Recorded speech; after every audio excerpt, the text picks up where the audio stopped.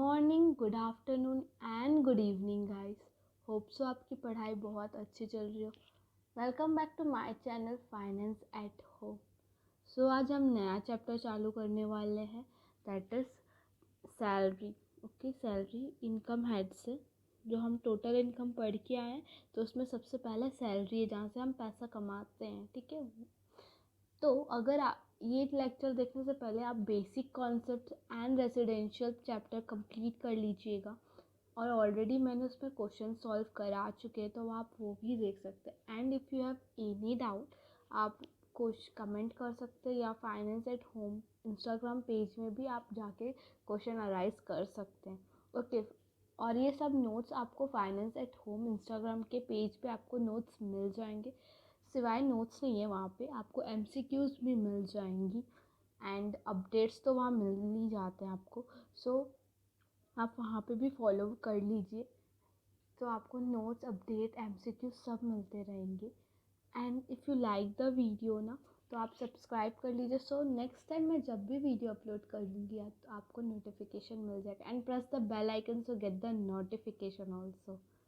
Okay, so before starting this lecture, a small trick for the study. Okay, so हम basically क्या करते हैं, हम टाइम टेबल बना लेते हैं, लाइक कि 7 से 9 मुझे पढ़ना है। ओके, अब 7 से 9 पढ़ना, बट किसी वजह से हम 7 बजे बैठ नहीं पाते, तो हम क्या सोचते हैं, हम नेक्स्ट वाला जो बैच बनाए ना, जिसमें 11 से 2 पढ़ना, हम उसमें पढ़ लेंगे। ठीक है, तो ऐसा क्या कर हम लोग ना बार बार यही करते जाते हैं। मतलब अगर आप बैठ नहीं पा रहे हो एक टाइम पे, इट्स ओके ना, ज़रूरी नहीं है 7 बजे ही बैठना है।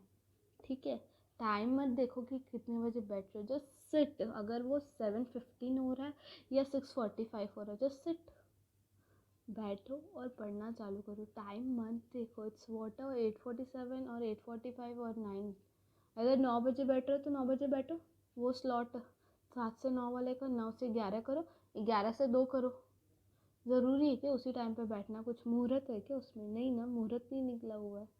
सो बेसिकली आप समझो कि अभी टाइम बहुत कम है। ओके, सो फंक्शंस इतने आने वाले हैं कि हम लोग को time,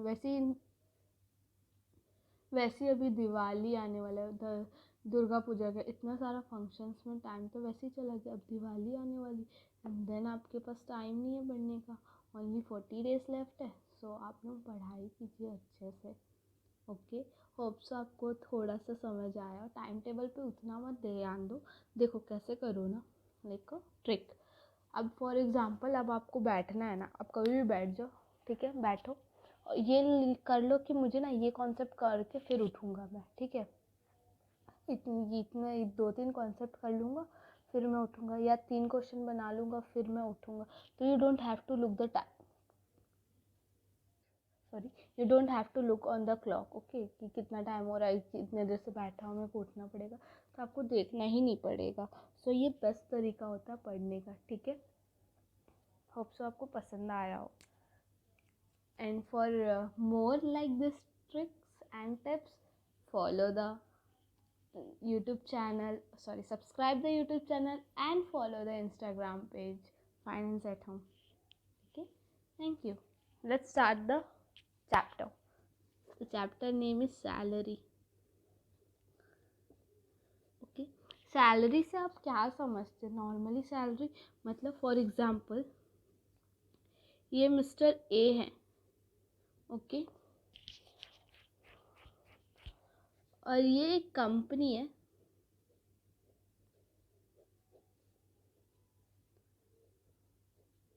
okay, look like a house, but ये कंपनी है, एच कंपनी है। ठीक है, एच कंपनी है।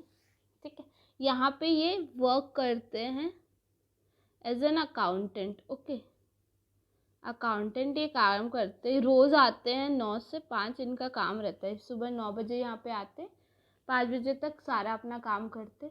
On behalf of that every month he got us amount. Okay, like ₹20,000 he has got. Okay, he get a 20,000 rupees for the work he had done. Okay, so on this 20,000, what we're going to say it, that this 20,000 is salary. Salary what? Because salary is the contract of service. Okay, contract किया है इन्होंने इसके साथ कि मैं तुम्हें तुम्हारा काम करके दूंगा, ठीक है, तुम जितना बोले उतने समय से उतने बजे तक, मतलब 9 से 5 बजे तक मैं तुम्हें तुम्हारा काम करके दूंगा, उसके बदले तुम मुझे सैलरी दोगे, that is 20,000 it's become the salary. ठीक है, इसलिए कॉन्ट्रैक्ट ऑफ सर्विस बोलते हैं इसे। इसे क्या बोलते हैं? Contract of service. ठीक है, क्योंकि तुमने जो सर्विस दी उस बेसिस पे हम तुमको पैसा दे रहे, उसे सैलरी बोलते। अब देखो, ये कॉन्ट्रैक्टर है, ये कॉन्ट्रैक्टर है, ठीक है, मिस्टर एस, ठीक है, ये बिल्डिंग्स बिल्ड करता है, ठीक है, इसके लिए ना इसने बहुत सारे वर्कर्स रखे हैं, ठीक है, वो जो कंस्ट्रक्ट करते हैं ना, जो मिट्टी एंड, अब सॉरी मिट्टी नहीं बोलते थे, सीमेंट बालू एंड सब उठाते सब लोग एंड बनाते हैं ना, तो वो करने के लिए सबको रखा हुआ, जिसके लिए ना ये इसको ये इसके परमानेंट वो नहीं है, परमानेंट एम्प्लॉयर नहीं है, ये हर टाइम चेंज करते रहता है, ठीक है, ज़रूरी नहीं है कि ये इनसे ही काम कराए हर टाइम, ज़रूरी नहीं है, ये इनको हर रोज़ का पैसा देता है, मतलब रोज़ का पैसा देना, ठीक है, डे बेसिस पे रहते हैं लोग, ठीक है, मतलब हर दिन का इनको पैसा दिया जाएगा। तो ये क्या रहता है? कॉन्ट्रैक्ट फॉर सर्विस, मतलब जब तक सर्विस है तब तक के लिए ही है, मतलब जब तक ये बिल्डिंग्स बनेगी, इतने बिल्डिंग्स जब तक बनेगी तब तक इन लोग कॉन्ट्रैक्ट में है, और इनको मिलने वाला मान लो 100 रुपये पर 100 रुपये पर डे मिलता है, तो that per day is call as day basis payment. Okay, piece work बोलते हैं, day basis payment. Okay, that is not the salary. Okay, they get the, बस पैसा मिल जाता है, उसको हम लोग डे बेसिस पेमेंट बोलते हैं, ठीक है, इसको पेमेंट कर रहे हैं, बट तुम एक फिक्स मंथ के लिए तुम्हें जितने, मतलब 1 महीने तुम्हें काम करना, उसके बदले हम तुम्हें पैसा देंगे, that is called salary, that is contract of service and contract for service. देखिए, फिक्स पीरियड के लिए रहता है, ये फिक्स पीरियड नहीं रहता है, ठीक है, मतलब इतना ही रहेगा, उसके बाद ख़त्म हो जाएगा, ठीक है, मीन्स ये फिक्स पीरियड के लिए रहता है, ये कभी भी छोड़ के जा सकते हैं अगर कॉन्ट्रैक्ट बॉन्ड्स नहीं साइन होते हैं तो। Okay, that is salary. समझा ना? अगर ये इसमें आपको डाउट है तो आप कमेंट सेक्शन में पूछ सकते हैं। ओके, अब ये देखिए, इन दोनों के बीच में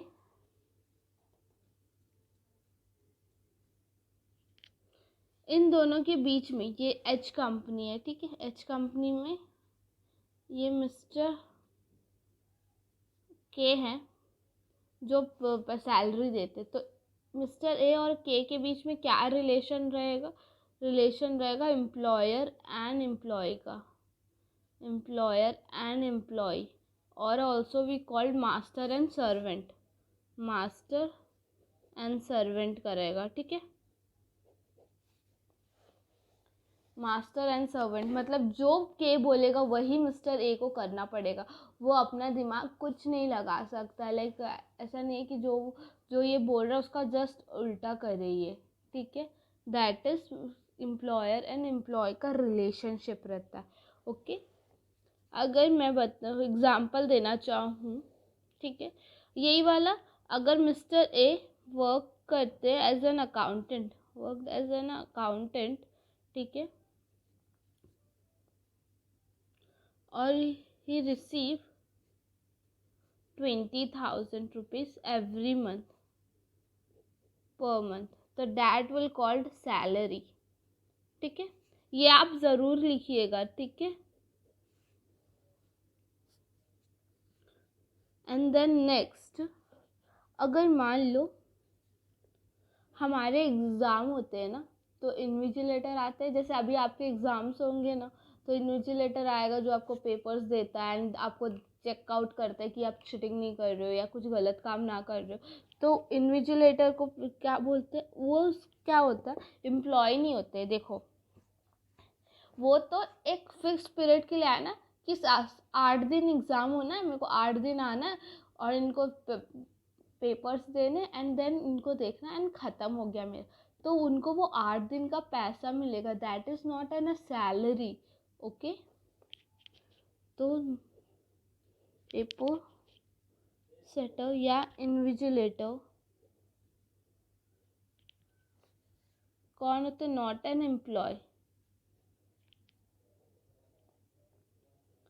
ओके, तो मिस्टर ए हो गया, mister A worked as an accountant and got a he has received 20,000 per month, तो दैट इज कॉल्ड सैलरी। तो ये रिलेशनशिप भी क्या होगा? एम्प्लॉयर एंड एम्प्लॉय का होगा।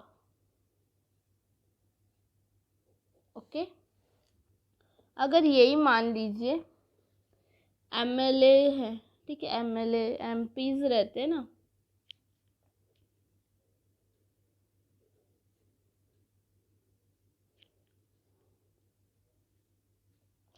अब जो एमएलएज और एमपीज को पैसा मिलता है ऑब्वियसली उनको भी तो पैसा मिलेगा, ऐसा थोड़ी है कि उनको पैसा नहीं मिलेगा।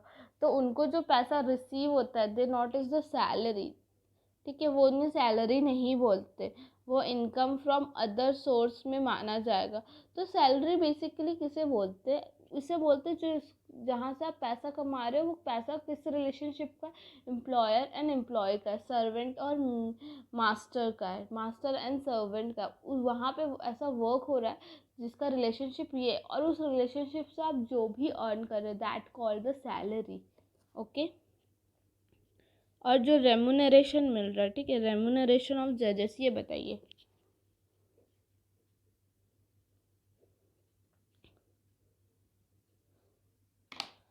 रेमुनरेशन जजेस को मिल रहा है वो क्या होता है? सैलरी होता है, क्योंकि उनकी सैलरी है वहाँ पे, ठीक है, ठीक है। या एडवोकेट, या मान लीजिए डॉक्टर फीस है, that is not the salary, उसका वो कहाँ पे टैक्सेबल होगा? पीजीबीपी में, दैट इज द उसका प्रोफेशनल फीस है, सैलरी नहीं है। ओके, तो ये था आपका बेसिक कॉन्सेप्ट कि सैलरी होता क्या है। ओके, तो अभी ये देखना है कि under which section salary will be charge. Okay, क्योंकि सबके अपने अपने सेक्शन है, वो क्योंकि वो सेक्शन बताते हैं कि सैलरी के अंदर क्या क्या टैक्सेबल होगा, सैलरी के अंदर क्या टैक्सेबल होगा और कब टैक्सेबल मान लिया जाएगा, ये बताते हैं, ठीक है।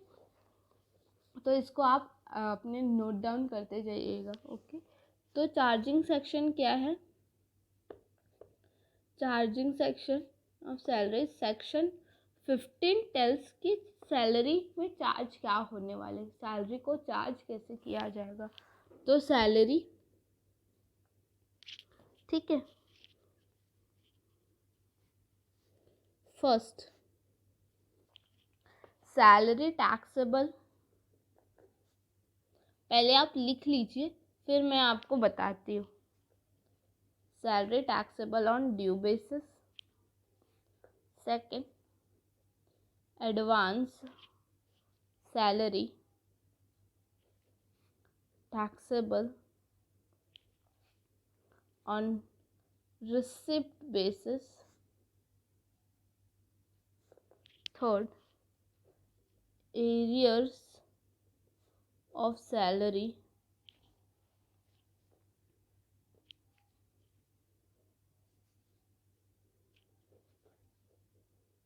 taxable on receipt basis, ठीक है।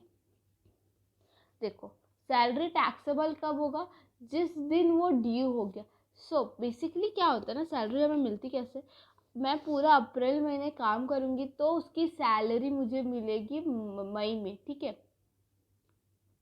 फॉर एग्ज़ाम्पल, सैलरी मैं पूरे महीने काम करी, अप्रैल 30 तक काम करी, सैलरी मेरी ड्यू हुई 2 तारीख को, बट मेरे अकाउंट में रिसीव हुआ मेरे को 7 तारीख को।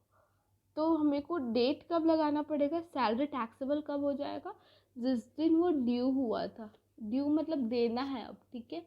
तो वो ड्यू कब हुआ था? 2 तारीख को हुआ था, तो मेरी सैलरी टैक्सेबल भी कब होगी? 2 तारीख को होगी।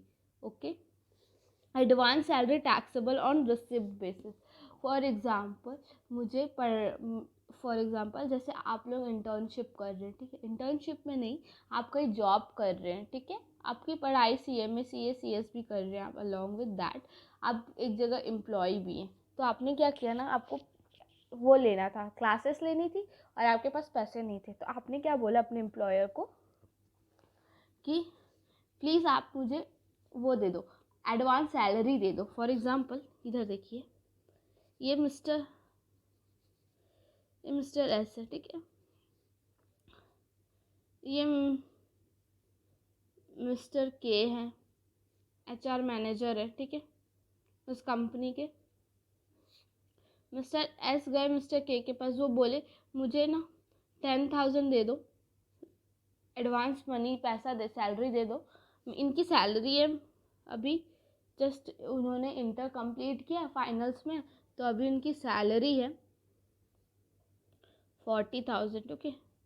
तो उन्होंने बोला कि उस 40,000 में से ना 20,000 मुझे एडवांस दे दो, क्योंकि देखो अब क्या था ना, उसको जल्दी चाहिए था, अब अगले महीने वो ड्यू होता तब उसको मिलता, तब वो लेता, उसके पास इतना टाइम नहीं था। तो उसने क्या बोला कि मेरे को ये 20,000 तुम ना एडवांस पैसा दे दो, ठीक है। तो इसने ना दे दिया।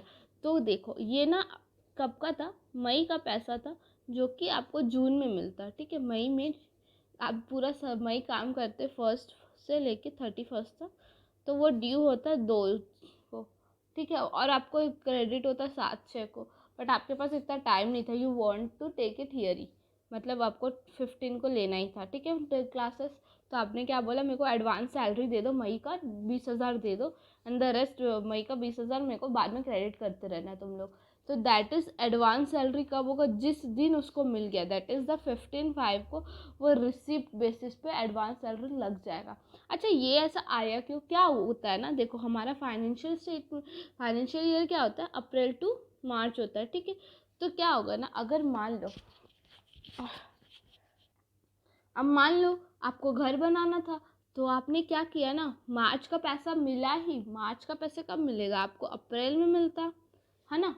तो आपने क्या बोला कि आप मेरे को मार्च की और अप्रैल की सैलरी अभी से एडवांस में दे दो, ठीक है, ठीक है, मतलब अप्रैल की जितनी सैलरी बनती है उसकी आधी दे दो और मार्च की भी पूरी दे दो, आपने फैब में ही मांग लिया, ठीक है। तो ये अप्रैल का मान लो 40,000 कमाते हो, अप्रैल का आपको 20,000 मार्च में मिल गया। तो हम लोग ने क्या पढ़ा है कि एडवांस सैलरी टैक्सेबल कब हो जाती है, ऑन रिसिप्ट बेसिस पे, जिस दिन मिलेगा वो टैक्सेबल हो जाएगा। तो ये 20,000 आपका कब टैक्सेबल हो जाएगा, मार्च में हो जाएगा। दैट्स वाई हम यहाँ पे पढ़ रहे हैं, समझा लॉजिक क्यों पढ़ रहे। Arrears of salary taxable on the receipt basis, arrears मतलब अब मान लो आप अभी कोरोना वायरस, इलॉजिकल है बट मान लो कि कोरोना वायरस में आपको हाफ सैलरी मिल रही थी, उसने बोला कि वंस कोरोना वायरस ख़त्म हो जाएगा और सब नॉर्मल हो जाएगा, तो हम जो तुम्हें हाफ सैलरी दिए हुए ना, जो बची हुई हाफ है वो हम आपको दे देंगे फिर से। तो वो बची हुई आधी सैलरी जब मिलेगी तब वो टैक्सेबल हो जाएगी, जितनी मिली है उतनी ही। तो हमेशा याद रखना इसको अपना,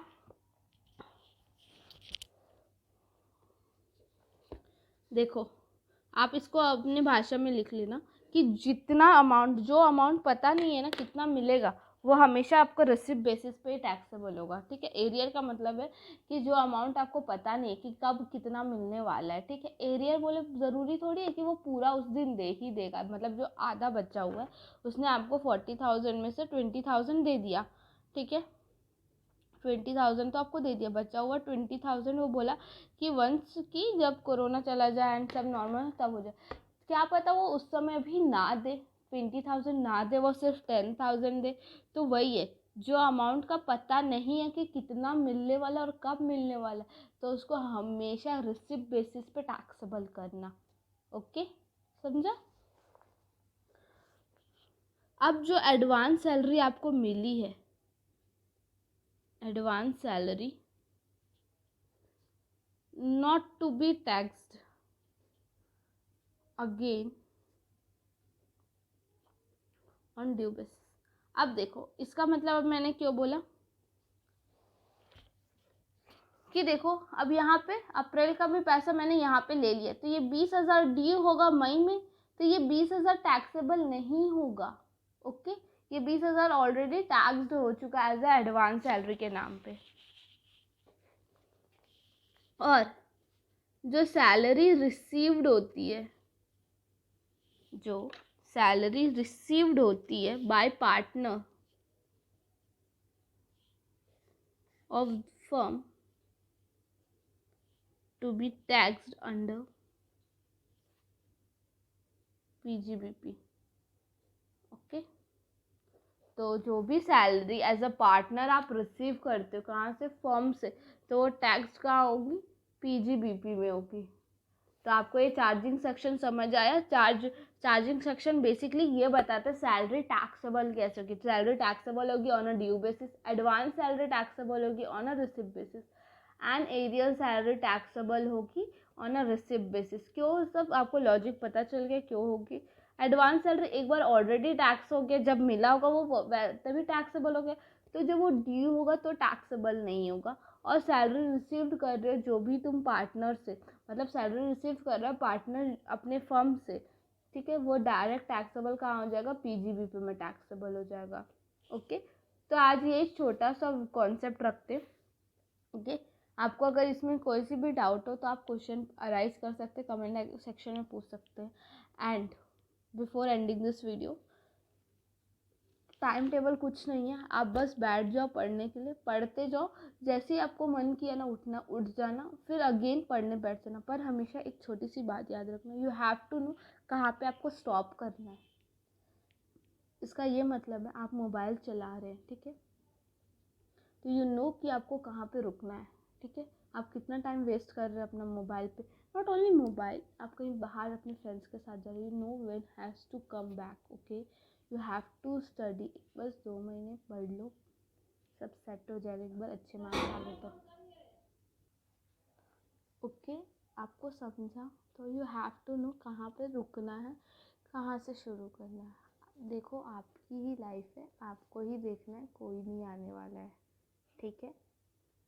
and if you like the video, give the thumbs up and share with your friend. Thank you.